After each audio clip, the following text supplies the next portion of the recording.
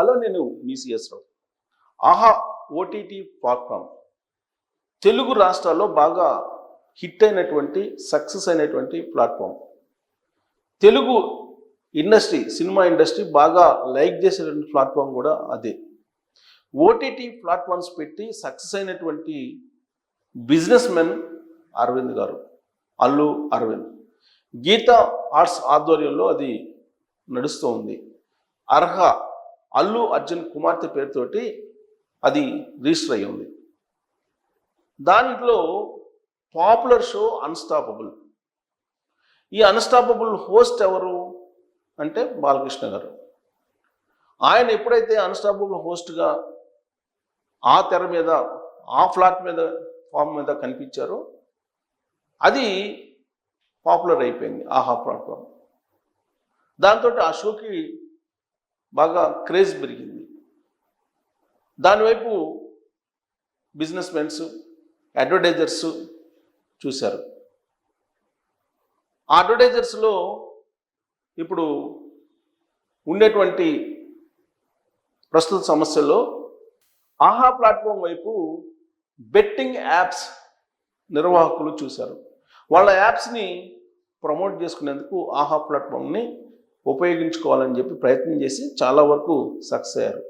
అలాంటి వాటిల్లో చాలా ఉన్నాయి. రమ్మీ ఉన్నాయి, అలాగే A23 ఉన్నాయి, ఇక రకరకాల యాప్ 88 అనేది ఒకటి ఉంది. దాన్ని ప్రమోట్ చేశారు బాలకృష్ణ అనేది ఇప్పుడు ఒక చర్చ జరుగుతుంది. ఎందుకంటే ఈ బెట్టింగ్ యాప్స్ మీద అనేక మంది మీద కేసులు పెట్టారు రీసెంట్గా. సైబర్ క్రైమ్ పోలీసులు ఇప్పటి వరకు దాదాపుగా 800 కేసులు పెట్టారు సుమారుగా. యాక్చువల్గా తెలంగాణ ప్రభుత్వం ఈ బెట్టింగ్ యాప్స్ని నిషేధిస్తూ నిర్ణయం తీసుకుంది 2017లో. అప్పటి నుంచి కూడా సైబర్ క్రైమ్ పోలీసులు వీటిని వాచ్ చేస్తూ ఉన్నారు. ఎవరైతే ఈ బెట్టింగ్ యాప్స్ నిర్వహిస్తున్నారో వాళ్ళ మీద చర్యలు తీసుకుంటూ ఉన్నారు. అయితే ఇప్పుడు తాజాగా సజ్జనార్ గారు ఆర్టీసీ ఎండీగా ఉన్నారు. ఆయన senior IPS, dynamic IPS officer. సమాజంలో ఉండేటువంటి రుగ్మతల మీద పోరాడేటువంటి ఆఫీసర్లలో ఆయన ఎప్పుడు ముందు ఉంటారు. ఆయన ఈ బెట్టింగ్ యాప్స్ కారణంగా జరుగుతున్నటువంటి నష్టాలు, అలాగే ఆత్మహత్యలు, వీటన్నిటి మీద స్టడీ చేశారు. స్టడీ చేసి ఈ బెట్టింగ్ యాప్స్ని నిషేధించాలి, ఈ నిర్వాహకుల్ని అరెస్ట్ చేయాలి, వాళ్ళని కట్టడి చేయాలనేటువంటి ఉద్దేశంతో ఆయన ఒక హ్యాష్ట్యాగ్ని క్రియేట్ చేసి బ్యాన్ బెట్టింగ్ యాప్స్ అనేటువంటి దాన్ని ప్రమోట్ చేశారు. ప్రమోట్ చేసి ఈ సోషల్ మీడియా వేదికగా చేసుకొని ఈ బెట్టింగ్ యాప్స్ని వ్యతిరేకిస్తూ ఒక ఉద్యమం చేయాలి అని పిలిపించారు. దాంతో చాలామంది రియాక్ట్ అయ్యారు. నెట్జన్లు చాలామంది రియాక్ట్ అయ్యారు, ఆయనకి మద్దతు పలికారు. మద్దతు పలికి ఆయనతో పాటు సోషల్ మీడియాలో నడిచారు. ఆ కేసులు కాస్త ఇప్పుడు ఎక్కడి వరకు వచ్చినాయి అని అంటే విజయ్ దేవరకొండ మీద కూడా కేసు ఫైల్ చేశారు. ప్రకాష్ రాజ్ మీద ఫైల్ చేశారు. ఇప్పుడు బాలకృష్ణ వరకు వచ్చింది. బాలకృష్ణ మీద కూడా కేసు ఫైల్ చేయాలి అనేటువంటి డిమాండ్స్ ఇప్పుడు సోషల్ మీడియా వేదికగా చేసుకొని చేస్తూ ఉన్నారు. సజ్జనార్ ఈ మొత్తం బెట్టింగ్ యాప్స్ని నిర్వహిస్తున్నటువంటి వాళ్ళ లిస్టుని బయట తీశారు. వీళ్ళంతా కూడా సోషల్ మీడియా ఇన్ఫ్లుయెన్సర్లు అని ఐడెంటిఫై చేశారు. ఎవరైతే సోషల్ మీడియా ఇన్ఫ్లుయెన్సర్లు ఉన్నారో వాళ్ళని ఐడెంటిఫై చేసి వాళ్ళ మీద కేసులు పెట్టి వాళ్ళ మీద చర్యలు తీసుకోవడానికి సైబర్ పోలీసులు సిద్ధమయ్యారు. దీంతో కొంతమంది దేశం విడిచిపెట్టి వెళ్ళిపోయారు. దుబాయ్లో సేద తీరుతున్నారు. అంటే ఏ స్థాయిలో వీళ్ళు ఆర్థికంగా ప్రజలను దోచుకొని స్థిరపడ్డారు అనేదానికి ఉదాహరణ. ఒక మామూలు యూట్యూబ్ ఇన్ఫ్లుయెన్సర్లు కొన్ని కోట్ల రూపాయలు సంపాదించకపోతే ఇక్కడ కేసు ఫైల్ చేస్తున్నారని చెప్పి తెలియగానే ఇమీడియట్గా దేశం విడిచి దుబాయ్ వెళ్ళి దుబాయ్లో ఉన్నారు అని అంటే మరి అక్కడ షెల్టర్ జోన్ వాళ్ళకు ఉండాలి కదా. ఇక్కడి నుంచి అక్కడికి వెళ్ళటానికి ఫ్లైట్ టికెట్స్ ఏంటి, అక్కడ రిసీవర్స్ ఎవరు, వీళ్ళందరూ ఒక ఒక టీం లాగా ఉంది అని చెప్పి మనం అనుకోవటానికి అవకాశం ఉంది కదా. అంటే బెట్టింగ్ యాప్స్ ప్రమోషన్ చేయడానికి ఇన్ఫ్లుయెన్సర్స్ ఉపయోగపడుతున్నారు. నిర్వాహకులు ఎవరో ఉన్నారు, దావుద్ ఇబ్రహీం లాంటి అండర్ వరల్డ్ డాన్స్ ఎవరో ఉన్నారు. దుబాయ్ కేంద్రంగా చేసుకొని ఈ బెట్టింగ్ యాప్స్ వ్యవహారం నడుస్తుంది. దాన్ని ఐడెంటిఫై చేసినటువంటి సైబర్ పోలీసులు వరుసగా కేసులు పెడుతున్న సందర్భంగా నెల్లూరు సంబంధించినటువంటి శ్రీరాంబాబు అనేటువంటి అతను ఒక కంప్లైంట్ చేశారు. ఈ బెట్టింగ్ యాప్ కారణంగా బాలకృష్ణ గారు ఆహా వేదిక నుంచి ప్రమోట్ చేసినట్టు దాని కారణంగా తాను 80 లక్షలు నష్టపోయానని చెప్పి ఒక కంప్లైంట్ చేశారు.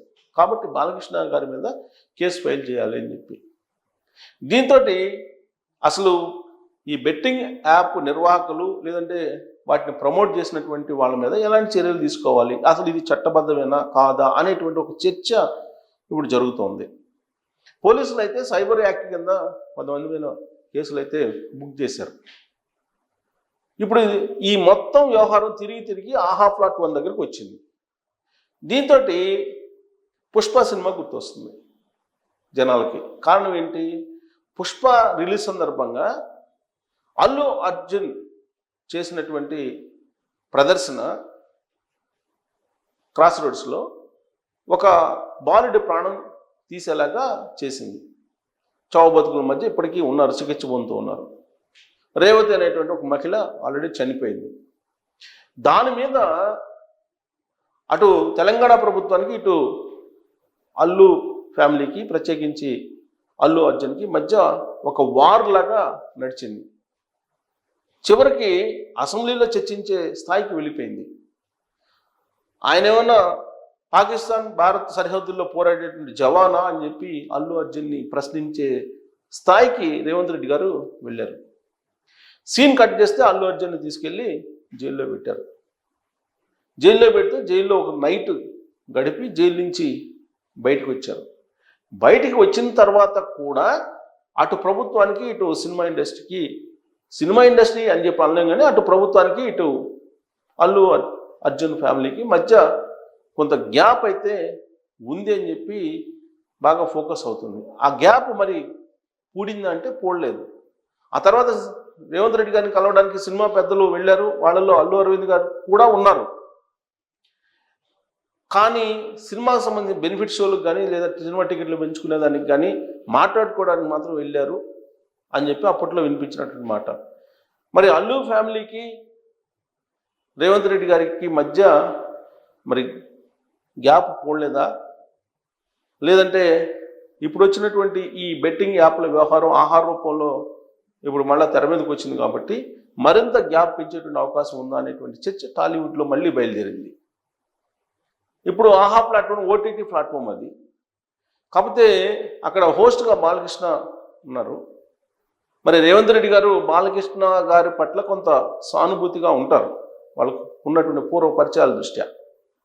లేదు చట్టం తన పని తాను చేసుకుపోతుంది అని అనుకుంటే మరి ఇప్పుడు ఆహా ప్లాట్ఫామ్ మీద కేసులు పెట్టిన అవకాశం ఉందా? సైబర్ క్రైమ్ కింద కేసు నమోదు చేసి మరి ఎవరి మీద చర్యలు తీసుకోవాలంటే గీతా ఆర్ట్స్ మీద తీసుకోవాలి. ఎందుకంటే గీతా ఆర్ట్స్ నిర్వహిస్తున్నటువంటి ఆ ప్లాట్ఫామ్ మీద ఓన్లీ బాలకృష్ణ గారు ఒక హోస్ట్ అంతే.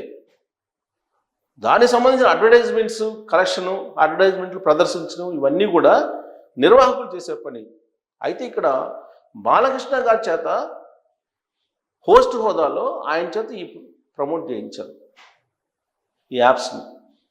అక్కడ మరి చట్టాన్ని ఏ విధంగా వర్తింపజేస్తారు అనేది ఒక పెద్ద ప్రశ్న, పెద్ద సవాల్. ఎందుకంటే హోస్ట్ హోదాలో ప్రమోట్ చేసినటువంటి బాలకృష్ణ గారు కనిపిస్తున్నారు స్క్రీన్ మీద, కానీ తెర వెనుక దాన్ని ప్రమోట్ చేయమని చెప్పి ఒక హోస్ట్గా గైడెన్స్ ఇచ్చినటువంటి వాళ్ళు తెర వెనుక ఉన్నారు, బ్యాక్ ఎండ్ టీమ్ అన్నది. ఆ బ్యాక్ ఎండ్ టీం ఎవరంటే గీతా ఆర్ట్స్ ఎవరిదంటే అల్లు అరవింద్ గారు.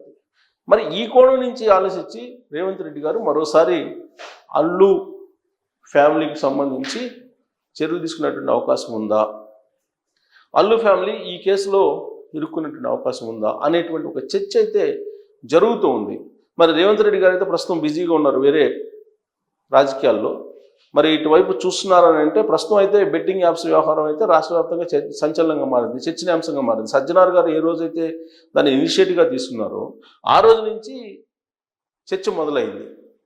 ఇప్పుడు రాష్ట్ర వ్యాప్త చర్చగా మారింది. అలాగే ఇది దేశవ్యాప్త చర్చగా కూడా మారుతూ ఉంది. ఎవరో ఒకరిని సెలబ్రిటీస్ని అరెస్ట్ చేస్తే ఖచ్చితంగా ఇది దేశవ్యాప్త చర్చ అయ్యేటువంటి అవకాశం లేకపోలేదు, పుష్ప సినిమాల మాదిరిగా. మరి ఆ స్థాయికి వెళ్తారనంటే గత ప్రభుత్వం డ్రగ్స్ కేసులో సినిమాకు సంబంధించిన సెలబ్రిటీస్ని అనేక మందిని పిలిచి వాళ్ళ గోర్లు వెంట్రుకలు తీసుకుని ఫోరెన్సిక్ ల్యాబ్కు పంపించింది. డ్రగ్స్ కేసులో సినిమా ఇండస్ట్రీ పెద్దలు చాలామంది ఉన్నారు అని చెప్పి రకరకాలుగా ప్రచారం చేశారు. సీన్ కట్ చేస్తే ఆ కేసు ఏమైందో కూడా తెలియదు. హైకోర్టు హెచ్చరించినా కానీ అప్పట్లో ఉన్నటువంటి కేసీఆర్ గారి ప్రభుత్వం ఆ ఫైల్స్ కాలిపోయాయని చెప్పింది. సో కాబట్టి ఈ కేసుల్ని ఒక స్థాయికి తీసుకెళ్లి సెలబ్రిటీలకు సంబంధించిన కేసుల్ని ఒక్కసారిగా అటకెక్కించడం అనేది మనం డ్రగ్స్ కేసులో చూసాం. మరి ఇప్పుడు బెట్టింగ్ యాప్స్ వ్యవహారంలో కూడా ఇప్పుడు యూట్యూబ్ ఇన్ఫ్లుయెన్సర్స్ ఎవరైతే ఉన్నారో వాళ్ళు అరెస్ట్ అయినా కానీ పెద్ద ఎఫెక్ట్ ఉండదు. కానీ విజయ్ దేవరకొండ, ప్రకాష్ రాజ్ లాంటి వాళ్ళు లేదా బాలకృష్ణ లాంటి వాళ్ళ మీద కేసులు పెడితే మాత్రం ఇది ఒక చర్చనీయాంశం అయ్యేటువంటి అవకాశం ఉంది. ఒకవేళ అదే జరిగితే కనుక అల్లు అరవింద్ ఫ్యామిలీ మరోసారి మళ్ళీ తెర మీదకు రాబోతుంది ఈ బెట్టింగ్ యాప్స్ ప్రమోషన్ రూపంలో. ఎందుకంటే ఆహా ప్లాట్ఫామ్ మీద బెట్టింగ్ యాప్స్ని ప్రమోట్ చేస్తున్నారు కాబట్టి. ఇదంతా కూడా ఇప్పుడున్నటువంటి గవర్నమెంట్ మీద ఆధారపడి ఉంటుంది. వాస్తవంగా బ్యాన్ చేశారు బెట్టింగ్ యాప్స్ని. గవర్నమెంట్ పరంగా చూస్తే బ్యాన్ చేసినటువంటి యాప్స్ని ప్రమోట్ చేయటం అనేది ఖచ్చితంగా చట్టవిరుద్ధమే అని చెప్పి మనం అనుకోవాలి, భావించాలి. మరి చట్టవిరుద్ధమైనటువంటి కార్యక్రమాలు చేస్తే మరి చట్ట ప్రకారం అయితే చర్యలు తీసుకోవాలని చెప్పి ఎవరైనా అనుకుంటారు. కానీ దానికి అనుగుణమైనటువంటి చట్టాలు ఏమున్నాయి, దాన్ని ఎంతవరకు బాధ్యతలు చేయొచ్చు అనేది కూడా ఆలోచిస్తున్నారు. ఇప్పుడు న్యాయ నిపుణులు, అట్లాగే పోలీస్ ఎక్స్పర్ట్స్, ప్రభుత్వంలోని పెద్దలు అందరూ కూడా దీని మీద చర్చ జరుగుతుంది వాళ్ళ మధ్య. కారణం ఏంటంటే ఇప్పుడు ఇదేదో ఒక తెలంగాణ రాష్ట్రానికి సంబంధించిన అంశం కాదు, దేశవ్యాప్తమైనటువంటి సమస్య.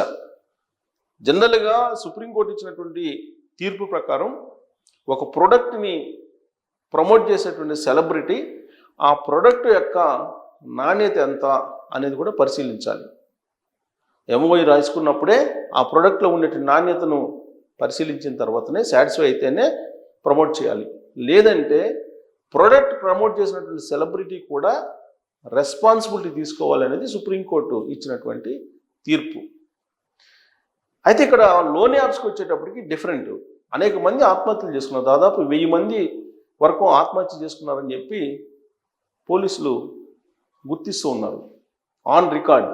మరి ఇంతమంది ఆత్మహత్యలు చేసుకుంటే ఈ బెట్టింగ్ యాప్ల కారణంగా వీటిని బ్యాన్ చేయాలని ప్రభుత్వం నిర్ణయం తీసుకున్న తర్వాత కూడా వాటిని ప్రమోట్ చేస్తూ కోట్లాది రూపాయలు సంపాదిస్తున్నటువంటి వాళ్ళని మరి ఏం చేయాలి? దీని మీద మీ అభిప్రాయం తెలియజేయచ్చు. Thank you.